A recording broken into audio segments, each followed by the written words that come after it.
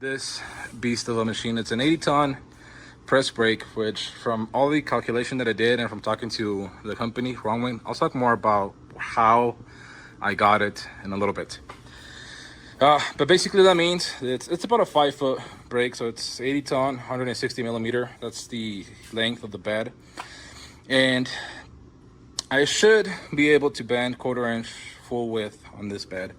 I'm actually ordering a bigger die just to make it easier on it, I think. But like, other than that, amazing machine. Really good machine. It runs great. It's got a nice big screen. Actually, let me fire it up for you guys and I'll show you kind of how I got it set up. So we've got our power coming to this panel, which is 80 amps. Flip that on, flip this on,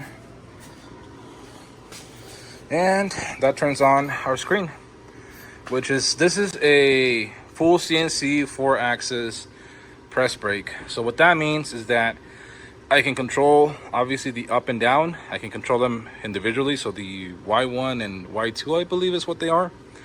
And okay, so I just had a huge scare. I was trying to turn on the oil pump, that's how you do it. You push this button and it turns on your oil pump. And I kept hitting it and nothing was turning on. So I went to go power the machine on and off and all that stuff you're supposed to do. It turns out that the e-stop was engaged on it. I hit it on the rack when I was trying to pull it out. So I feel silly now. I even reached out to the company for help, and I feel like a tonto. I feel pretty dumb. But anyways, everything's good. Like I said, it was user error. So yeah, you turn it on, turn the oil pump by hitting that button. It sounds horrible, I know, I'm sorry.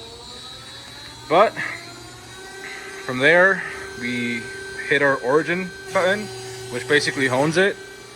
And you see it doing its thing. It's zeroing itself out so it knows where it's at. And from there, I don't have anything we could bend right now, I don't think. Okay, I found these things we can bend. Okay, so it's found where it wants to be at, then it moves over here. And we've got some different tooling over here, and I have this set up so that I can bend it like that 2 at a time. Another cool thing with this one is that it's got quick clamps, so there we go.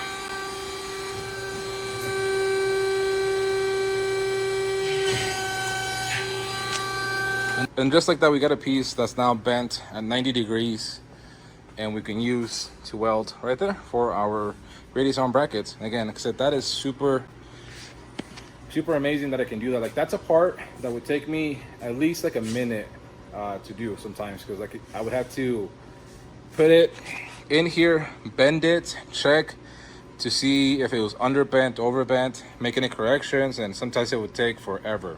I guess let's check to see how close it is to 90 degrees. I know.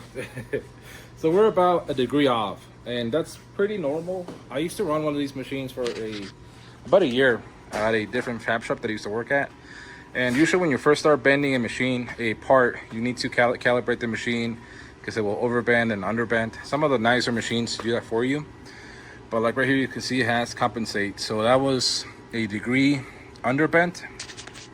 So we would go over here and compensate for that. So it would be like -1, and that would, not that one. And that right there would, on the next piece, bend it to closer to what I ask it. Again, because that's pretty normal, but once you get the first one dialed in, all the other ones bend very close. So anyways, I will show you later on me bending more stuff. I just don't have any stuff to bend right now. But again, this thing is an absolute lifesaver.